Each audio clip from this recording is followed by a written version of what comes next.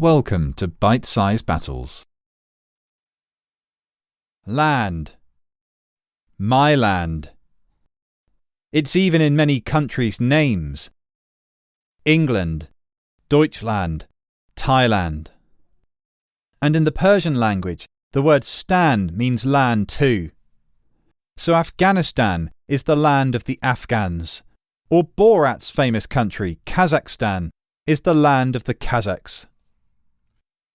People have been laying claim to particular pieces of land since humans began experimenting with agriculture. Grow food on a particular spot and you suddenly need to stay put, to tend it and protect it from others. The ownership of land is about many other resources too, which we covered in our episode of that name.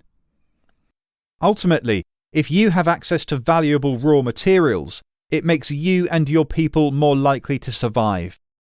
But that in turn makes it attractive to other groups who might want to take it from you.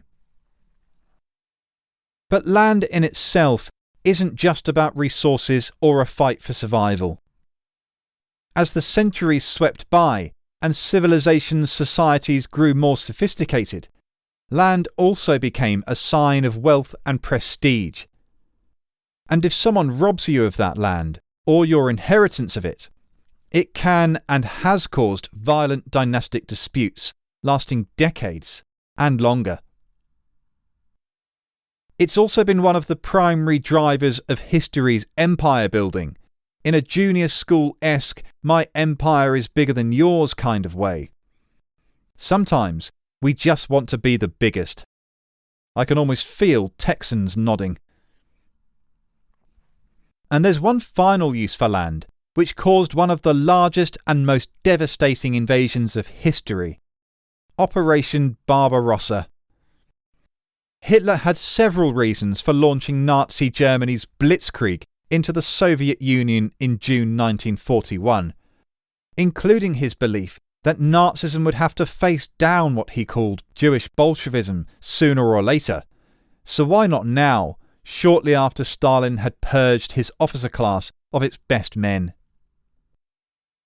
But the leading cause for the gargantuan invasion was making real the Nazi Party's ideological mission of Lebensraum, living space for the German people. Hitler wanted ethnically pure Germans to spread onto the vast Russian steppe, to multiply and prosper, creating an Aryan master race in a new and more impressive Reich. The Germany of the 1930s, crammed into Central Europe and hemmed in between France, Poland, the Baltic and the Alps, just wouldn't do. So let's look at this issue of land in our 5th episode of the Bite-Sized Battles podcast series, Why We Fight. Stalin had been asleep, metaphorically speaking, for months. Ever since the fall of France a year earlier, Germany had been planning for war with the Soviet Union. In fact, even as early as 1925, Hitler had made clear in Mein Kampf that he would invade the Soviet Union. The stated aim? Lebensraum. The massive German military build-up on the border didn't convince Stalin of the truth. Nor could Britain and the US. Nor even could his own spies. It was only when 3 million German troops and 3,000 tanks crashed across the Soviet frontier that he finally woke up. He had utterly failed to grasp the lure of the vast Russian steppes to Hitler's idea of an expanded German Reich. Western or European Russia, that is Russia west of the Urals, covers just shy of 4 million square kilometres. That makes it larger than India, and it alone comprises 40% of what we consider to be the entire continent of Europe. But as we know, the Lebensraum of Western Russia lured Nazi Germany to its death. They had assaulted Russia with fury and received fury in return. On this one front alone in World War II, 30 million people died for Hitler's dream of Lebensraum, his psychotic ideology, and his quest for German autarky. Let's go back in time for another example of land's influence on the history of conflict. In medieval Europe, the 100 Years' War between England and France was driven by the control of dynastic land. Ever since the Norman conquest of England in 1066, and the subsequent intermarriage of English and French noble houses, English kings held large areas of France as dukes. So the King of England, Edward III, was also the Duke of Aquitaine in southwest France. These lands were considered dynastic birthrights. My grandfather's grandfather owned it, so I do too. That meant, though, that the kings of England had to pay homage to the kings of France for Aquitaine. And you can imagine how the kings of England felt about that. So, in 1337, Edward III wanted independent possession of Aquitaine, and he also decided that he wanted to throw in the whole French crown for himself too. Even here, it was about dynastic dispute. As the closest relative to the last Capetian king of France, Edward viewed the whole land of France as his too.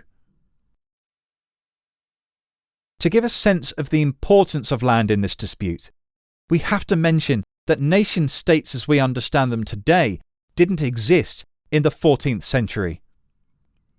There were no national flags or anthems, just the emblems and crests and banners of the great families or dynasties. Entrenched in feudalism, society, politics and land revolved around these dynasties. Most people lived their lives on land owned by a wealthy nobleman. This land was known as a fief and was almost a kingdom in its own right, with its own laws and customs. This nobleman then might owe allegiance to a monarch, and all of that monarch's fiefs would be known as, let's say, France. But it was royal crown territory of a collection of fiefs rather than a proper nation.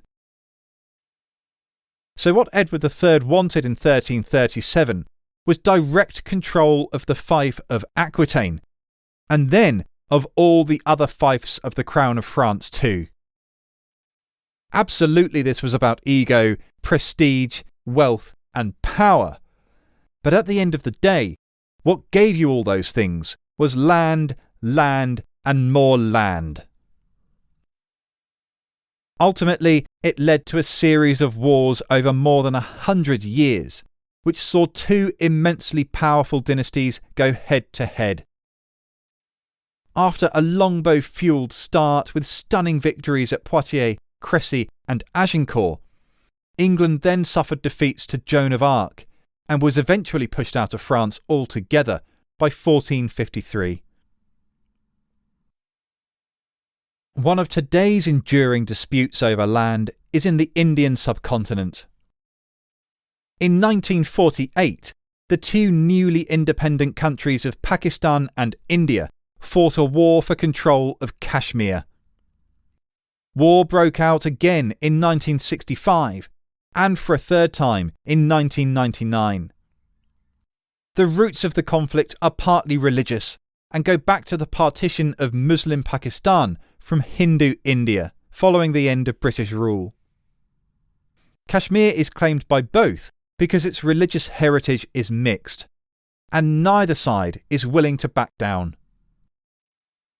And so, here is another reason we go to war over land. Because we see in land, in places we occupy, a history of our people, our culture, or our religion. It's the idea of a home rather than simply a place. And what would you not do to protect your home? I once watched a house be demolished so another, newer and more modern house could be put in its place. It was taken apart over a few days. And as I watched it come down, I realised it wasn't just the roof and the windows and the bricks that were being removed. It was all the stories of that place too. As soon as people had lived there, brought children up, cried, laughed and played there, it became a home and not just a building on a piece of land. It had a history.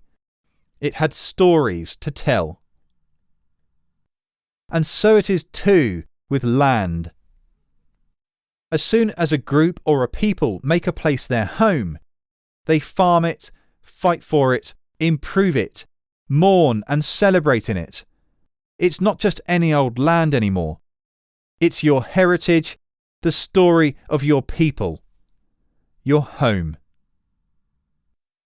And so, if other people threaten that home, to take it away, make it theirs, or destroy it, they destroy your history and heritage too. And that's a powerful motivator to fight, if ever there was one. There are hundreds of other territorial disputes that remain today. In Taiwan, the Falkland Islands, Crimea, and even several places between Canada and the United States. Even the previously international regions of the Arctic and Antarctica are becoming militarized in a sad spectacle of the next who owns what. Incredibly, it even looks like the moon could be the future's next territorial dispute. The Outer Space Treaty of 1967 says that no nation can own extraterrestrial real estate and prohibits military activities on celestial bodies. But with the increasing militarization of space and the number of corporations looking at the possibilities of mining the moon in the future, it seems it may only be a matter of time before space-bound territory becomes a new battleground. Because, whether it's for living space, resources, religion, culture, power, wealth, or simply your home, humans like to fight over land. Join us next time for an episode which covers some of the most inspirational fights of world history. The fights for freedom. Whether it's from colonial powers, military occupation, or an awakening of national consciousness. Freedom has been an irresistible incentive for why we fight countless times. I'm Andrew Mackenzie, and I'll see you then for our exploration of people's urge to be free. Thanks for listening. See you then.